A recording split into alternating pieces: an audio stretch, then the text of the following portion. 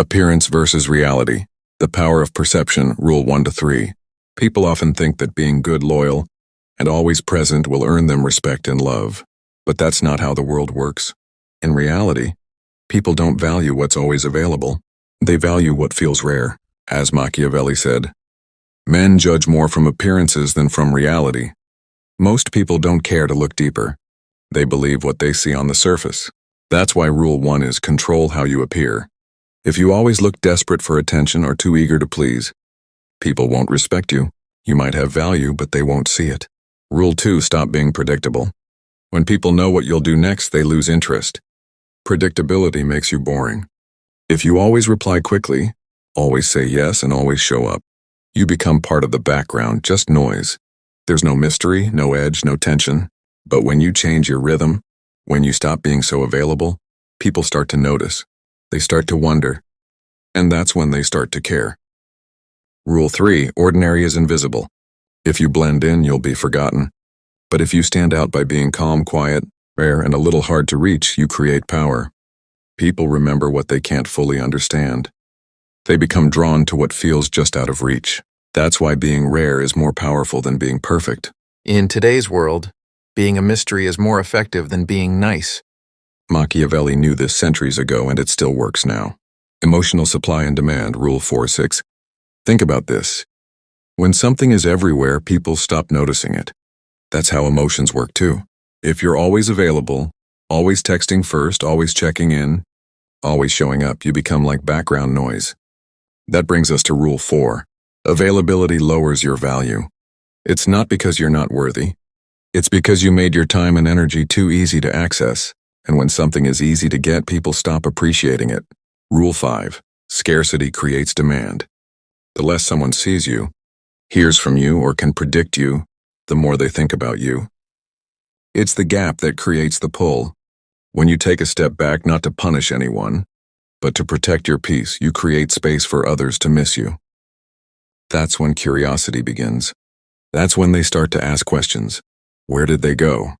Why did they change? That space is where desire is born. Rule 6. Emotional detachment builds desire.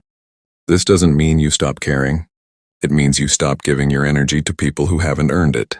When you hold your emotions close, when you stop explaining everything, when you don't rush to fix things, you become powerful. You show people that your presence is a gift, not a guarantee. And that kind of energy, the one that doesn't chase, doesn't beg, is magnetic.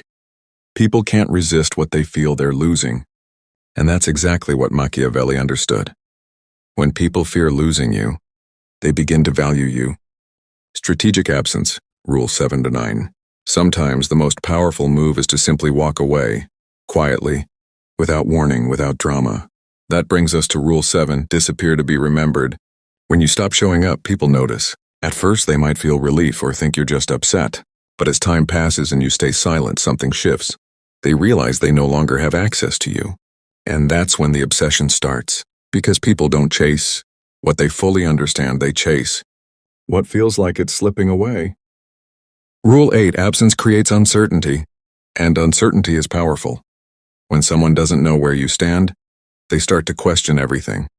They rewind old conversations, reread messages, wonder if you're seeing someone else. That confusion takes over their mind. They stop feeling secure, and Machiavelli knew that when people feel uncertain, they try harder. They reach out. They test the waters. But if you stay calm and distant, they feel the fear of losing control. And that fear is what pulls them in. Rule 9, uncertainty leads to obsession. This doesn't mean you're playing games. It means you've stopped handing out your energy for free. You're no longer performing. You're protecting your peace. And now that you've stepped back, you're not giving them clues, posts, reactions, or attention. You've gone quiet not to punish them, but to reset the balance. This silence, this distance becomes louder than words. And slowly they start to feel your absence like a loss they didn't expect, a loss they can't control. Don't play games, be gone, rule 10 to 12. Let's be clear, this isn't about acting. It's not about pretending you're busy or trying to make someone jealous. That's weak. That's noise. Rule 10. Silence is stronger than drama. You don't need to post quotes, drop hints, or create chaos. Real power doesn't need an announcement. Just disappear. Let them wonder. Let them sit with the quiet. That silence will say more than any angry message ever could. Rule 11, don't leak digital energy. This is where most people mess up. They stop texting but keep watching stories. They don't reply but they like posts. They go silent but they're still visible online. That's not real scarcity, that's performance.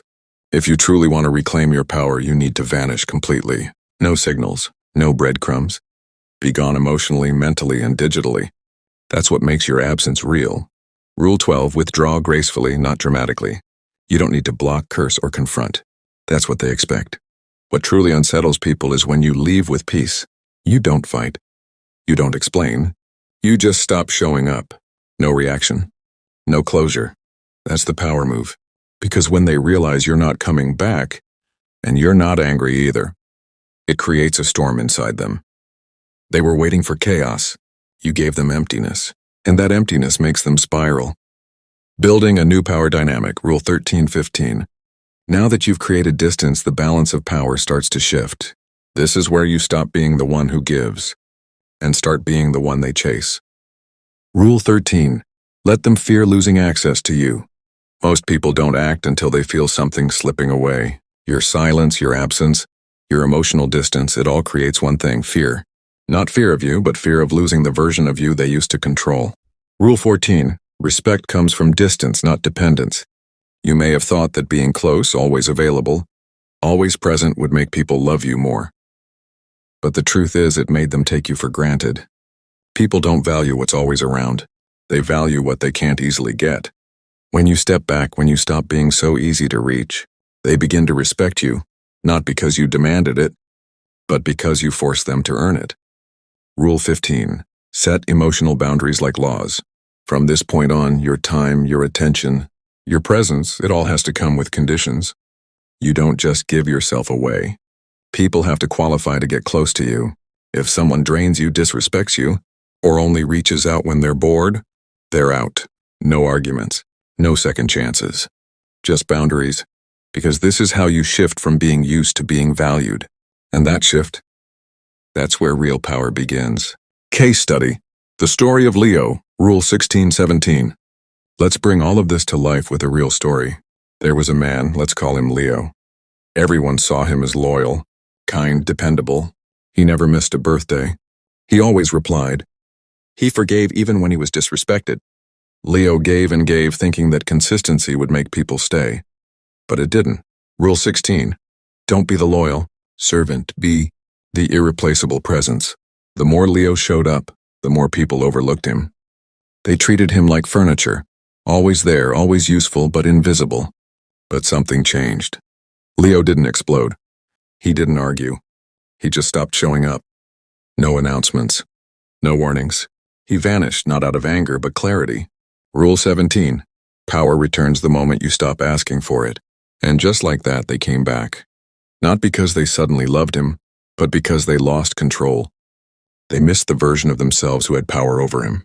But Leo was no longer that version. He wasn't emotional. He wasn't reactive, he had shifted. This is the turning point. When you stop being the person who's always available, always forgiving, always bending, people feel your absence like a loss. They chase you, not because you begged, but because you became rare. And in a world full of people trying to prove their worth, Leo found his by walking away, quietly, strongly, and without looking back. Modern obsession dynamics, Rule 18-19. Now let's talk about what happens in their mind once you're gone. Rule 18. People chase what they can't read. When someone can no longer predict you, they become obsessed with figuring you out. They start replaying your last messages, checking who you follow, wondering if you've moved on. They don't do this because they love you. They do it because they've lost their grip on you. You've gone from being their emotional safety net to a complete mystery. Rule 19. The brain craves tension, not comfort. As strange as it sounds, comfort doesn't create desire. It creates boredom. But tension, uncertainty, distance, silence makes people think. It makes them feel. That's why obsession doesn't begin when things are perfect. It begins when someone feels like they're losing control, when they're unsure of where they stand with you. That space you created? It becomes the stage for their mind to run wild. They check your profile but don't reach out. Or maybe they send a "Hey stranger" text testing the waters. They want to see if you'll respond the way you used to. But the truth is, They don't miss you. They miss the power they had when you were always available. And now that you've taken that away, you've created the kind of emotional tension that sticks in their mind. That's not love. That's psychological gravity. And Machiavelli understood it perfectly. People fear losing power more than anything else. And now they've lost it.